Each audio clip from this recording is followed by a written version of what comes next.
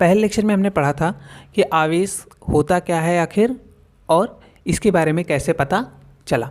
जब इसके बारे में पता चल गया तो ये भी बात हमने आपको बताई थी कि इन दोनों के बीच में बल लग रहा था, कभी आकर्षण बल और कभी प्रतिकर्षण बल।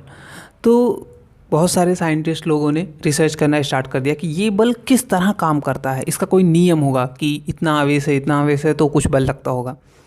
तो उसी तरह एक साइंटिस्ट थे कुलाम ने अपना एक नियम दिया। उन्होंने काफ़ी रिसर्च किया और उसके बाद अपना नियम दिया। उन्होंने बिंदु आवेशों के लिए नियम दिया था। बिंदु आवेश का मतलब होता है कि इतना छोटा सा वो हो, ठीक है, जो आवेश हो उसी का मान हो और वो आकार में बहुत ही छोटा हो, मतलब लगभग दिखाई ही ना दे, जीरो के बराबर, बहुत ही छोटे आकार का हो और उस पर आवेश हो। अब वो बिंदु आवेश बड़ा भी हो सकता है, आवेश का मान बड़ा होगा, उसका आकार नहीं बड़ा होगा, ठीक है। तो वो आवेश बड़ा हो या छोटा हो लेकिन उसका आकार जो हो वो छोटा सा हो, ठीक है। तो कूलाम के नियम के बारे में आगे हम पढ़ लेते हैं। कूलाम के नियमानुसार दो बिंदु आवेशों के बीच लगने वाला वैद्युत बल, देखो भैया, आवेशों के बीच वैद्युत बल की सिर्फ बात हो रही है और कोई बल की नहीं, ना गुरुत्वाकर्षण बल, और भी अगर कोई बल लगता है या अगर मैग्नेट है तो मैग्नेटिक फोर्स, उन सब की बात हम नहीं करेंगे, सिर्फ वैद्युत बल यानी कि इलेक्ट्रिक फोर्स की सिर्फ हम बात करेंगे, ठीक है। अच्छा, इसे कूलाम फोर्स भी कहते हैं, इसे ही कूलाम फोर्स भी कहते हैं।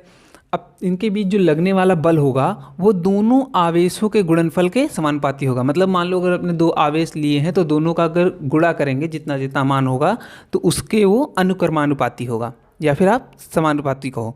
समानुपाती अनुक्रमानुपाती होने का मतलब होता है कि उन दोनों के गुणनफल का जो मान है अगर उसको आप ऊपर बढ़ा रहे हो, मान लो 1 है तो उसको आपने 2 किया तो बल भी 2 गुना हो जाएगा। अगर आपने उनके गुणनफल को 4 गुना किया तो बल भी कितना गुना हो जाएगा, 4 गुना, ठीक है।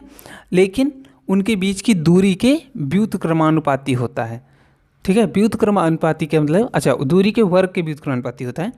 तो व्युत्क्रमानुपाती होने का मतलब होता है कि एक को अगर बढ़ाओगे तो दूसरा वाला घट जाएगा, ठीक है। ये बात आप समझ रहे हो। जैसे मान लो कि अगर उनके बीच की दूरी 4 है, ठीक है, और बल 1 है, तो अगर उसकी दूरी को आप कम करोगे तो क्या होगा, बल बढ़ जाएगा, ठीक है।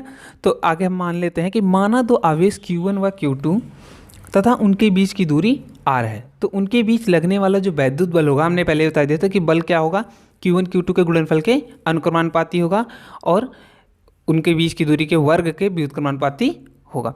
तो हमारा, अच्छा, दोनों को हम एक साथ ले लेते हैं अगर, तो F इज डायरेक्टली प्रोपोर्शनल, इसे डायरेक्टली प्रोपोर्शनल कहते हैं और व्युत्क्रमानुपाती को इन्वर्सली प्रोपोर्शनल कहते हैं, ठीक है। तो जो ये फोर्स होगा वो डायरेक्टली प्रोपोर्शनल होगा Q1 Q2 by R square के। अब एक बात जान लीजिए, जब भी कोई किसी के अनुक्रमानुपाती होता है, मान लो एक को बढ़ा रहे हैं दूसरा बढ़ रहा है, मान लीजिए बल 1 है और इसका जो दूसरा वाला है Q1 Q2 by R square, इसका मान 2 है, तो अगर हम बल को 2 करें तो इसका मान कितना हो जाएगा, 4, फिर अगर इसको 4 करें तो उसका मान कितना हो जाएगा, 8। लेकिन अगर हमें दोनों को बराबर करना है, दोनों को बराबर करना है तो किसी एक पक्ष में किसी संख्या से गुणा करा दें।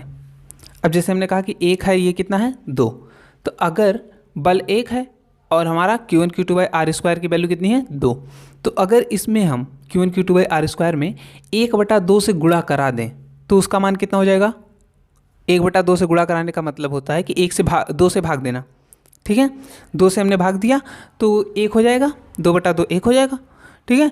तो बल और Q1 Q2 by R square का मान बराबर हो गया। अब ये जो 1/2 है इसे कहते हैं कांस्टेंट, क्योंकि अब ऊपर भी अगर आप बढ़ाओगे तो भी अगर 1/2 से गुणा करा दोगे तो भी दोनों का मान बराबर हो जाएगा। जैसे हमने कहा कि बल को 2 कर दो तो हमारा Q1 Q2 by R square कितना हो जाएगा, 4। अब उसमें 1/2 से गुणा कराओगे Q1 Q2 by R square में, यानी कि 4 गुणे 1/2 तो कितना हो गया, 4/2।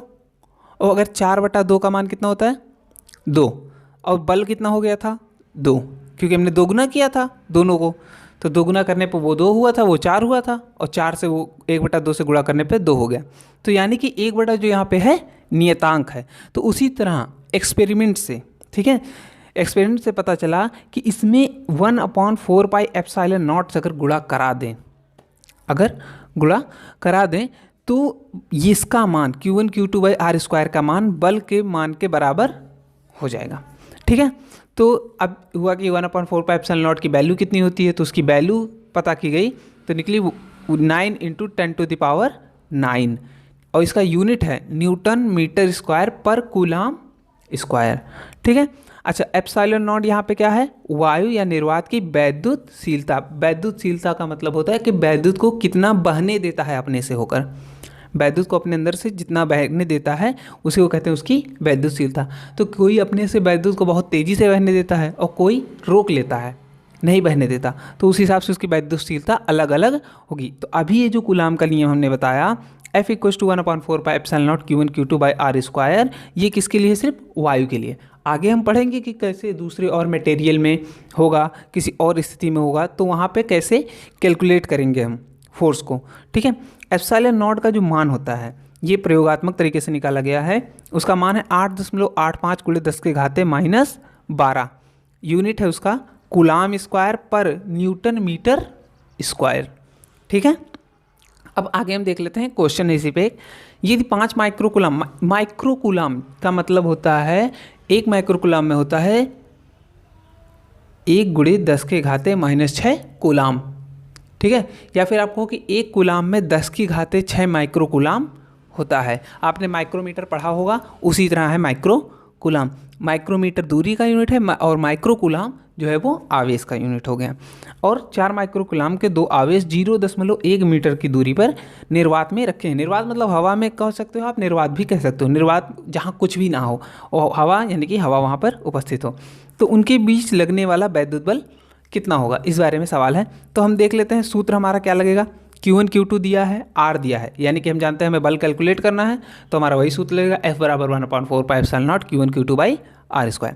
तो हमने लगा दिया और उसके बाद उस पर मान रख दिया, तो 9 × 10⁻9 हमने रखा 1/4πε0 का मान। Q1 Q2 हमने क्या कहा था, 5 माइक्रोकूलाम का मान कितना लिखेंगे, 5 × 10⁻6 और 4 का 4 × 10⁻6। ठीक। और आपका जो दूरी था कितना था, 0.1 मीटर, तो r² होता है, तो यानी कि स्क्वायर का मतलब उसी संख्या से 2 बार गुणा, तो 0.1 × 0.1 हमने कर दिया। अब देखो 5 × 20 और 20 × 9 180 हो गया। और ये देखो 10⁻6 10⁻6 गुणे में घात जुड़ जाती है, जानते होगे, तो -6 -12 हो गया। और 9 में -12 जोड़ेंगे तो -12 और 9 कितना हो जाएगा आपका, -3 और बटा कितना है 0.01। भैया अब हमने बताया था दशमलव यहाँ 180 में कहाँ होगा, एकदम 0 के पीछे। अब इस दशमलव को अगर आप अपने बाएं साइड लाएंगे तो हमने बताया था घात उतनी ही बढ़ती है जितने अंक दशमलव को हम बाएं साइड में लाते हैं, और अगर हम उसे दाएं साइड ले जाते हैं तो जितने अंक दाएं साइड ले जाते हैं उतना 10 की घात में घट जाता है। अब देखिए 180 है, तो अगर 1.8 से हमने किया तो कितने डिजिट गया, कितने अंक ये गया बाएं साइड, 2, तो 2 गया, तो 2 घात 10 की चल बढ़ जाएगी, तो ये 10 के घाते कितना था -3, और -3 में 2 जोड़ेंगे तो कितना हो जाएगा हमारा -1, तो क्या हो गया 1.80 × 10⁻⁻1 और बटा हमारा 0.01 था। तो अब हम दशमलव को ले जाते हैं दाएं साइड में, कितना अंक, 2 अंक, 2 अंक ले जाएंगे तो 10 की घाते -2 हो जाएगा, क्योंकि हमने बताया था कि घात घट जाएगी अगर दाएं साइड जाएगा तो। अब दशमलव दाएं साइड कितने अंक गया है, 2 अंक, और अगर 2 अंक ये गया है तो कितनी घात घटेगी, 2। तो पहले 10 की घात 0 थी, अब 0 में से 2 घटाएंगे तो -2 आएगा, तो कितना हो गया 1, 1 के पीछे दशमलव चला गया तो 1 लिख दिया हमने, 1 × 10 के घाते -2। अच्छा देखो नीचे है अगर 10 की घात -2, तो आपको पता होगा कि 10 की घात या किसी की घात अगर माइनस में है तो ऊपर ले जाएंगे तो वो प्लस में हो जाती है। ठीक है। तो यहाँ -2 है तो ऊपर कितनी हो जाएगी, +2। ठीक है। ऊपर ले जाते हैं तो हमेशा प्लस में हो जाती है, और अगर नीचे प्लस में है तो ऊपर ले जाएंगे तो माइनस में हो जाएगी। ठीक है। अब 1.8 है और गुणे यहाँ -1 था और 2 जोड़ा तो कितना हो गया हमारा, 1 हो गया, +1, तो 1.8 × 10 की घाते 1 लिखने की ज़रूरत नहीं है, 10 वैसे ही हम लिख दिए। अब 1.8 में जब 10 का गुणा कराएंगे तो कितना आ जाएगा 18 न्यूटन। तो बल का मान आपको पता चल गया। अब एक सवाल और आता है कि किस पर कितना बल लग रहा है। क्या ये जो 18 न्यूटन बल लग रहा है वो 4 माइक्रोकूलम वाले आवेश पे लग रहा है कि 5 माइक्रोकूलम वाले आवेश पे। तो मैं आपको बता दूं कि दोनों ही आवेश पे बराबर बराबर मात्रा में बल लग रहा है, यानी कि दोनों पे 18 18 न्यूटन का ही बल लग रहा है। ठीक है, बाकी अगले क्लास में।